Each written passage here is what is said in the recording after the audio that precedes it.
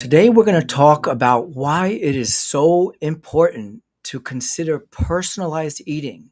Are you on a diet? And how do you know if you're on a diet? Well, you'll say to yourself, I'm on the keto diet, I'm on the paleo diet, carnivore, high fat, low fat, vegan. Anytime you really specify a diet, which it means you're on a diet.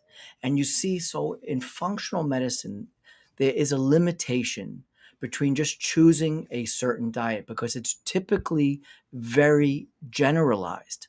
So today's message is so important about personalizing the way that you eat based on, well, how is your body responding to the foods you're already eating? So, for example, if somebody has an elevated ferritin, which can be due to inflammation or excessive iron stores, then that's going to dictate about eating foods higher in iron, such as red meat. But if they're low in ferritin, low in iron stores, well, then we're going to also adjust the way that a person eats to improve those parameters. And yes, there are other reasons why a person can have those levels low or high. For example, if there is a candida or yeast overgrowth, that's going to affect iron levels. So you got to really look at the whole picture and what is happening in the gut, because quite often, so many nutrient deficiencies are because of what is happening in the gut, whether there's lacking of sufficient hydrochloric acid to break down vitamins and minerals, or whether there's lacking of sufficient enzymes to break down the foods in general, or because there's not enough sufficient good bacteria to help produce certain vitamins, such as vitamin K and other B vitamins, such as biotin. So, what's so important is to personalize the way you eat based on what we see, for example, in the gut. If we see elevated levels of candida, we're going to eat in a certain way where we're controlling for sugars and foods that are sweet. If there's parasites, we're going to encourage certain foods that are helpful when there are parasites. And we're going to also, when there is a lower amount of good bacteria, there are certain fibers that we're going to encourage a person to eat. So even when it comes to the gut, and even especially when it comes to the gut, it's important to personalize a way a person eats. And when it comes to blood testing, it's very important to personalize a way a person eats due to, let's say, there is a person's immune system needs more support. We're going to work at foods higher in zinc, higher in vitamin D, and sometimes there are certain types of mushrooms and foods that help improve the immune system, to help support the immune system when we see that that's what is needed.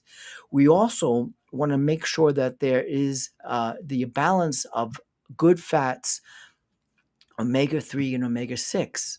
And if we see an imbalance there, then we're going to be especially cautious with foods higher in omega-6 if that's the imbalance, such as foods that are such as nuts and seeds or vegetable oils.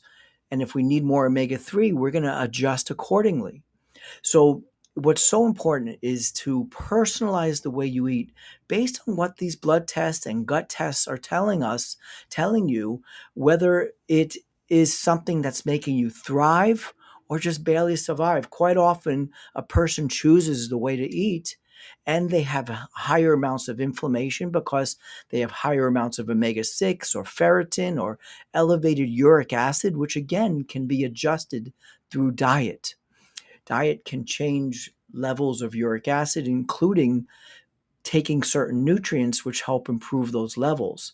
But a person needs to know whether they need to change the way that they're eating, because what they're doing is increasing their uric acid. Or, for example, oxalates. Quite often, people are eating high oxalate diets, and we see on blood testing they are having an issue with oxalate. And as we know, mold and yeast will make that oxalate condition worse. So we want to be holistic and really look in the gut as well as look in the blood test so we can really put together whether a lot of these nutritional deficiencies and and situations on blood tests are coming originally from the gut.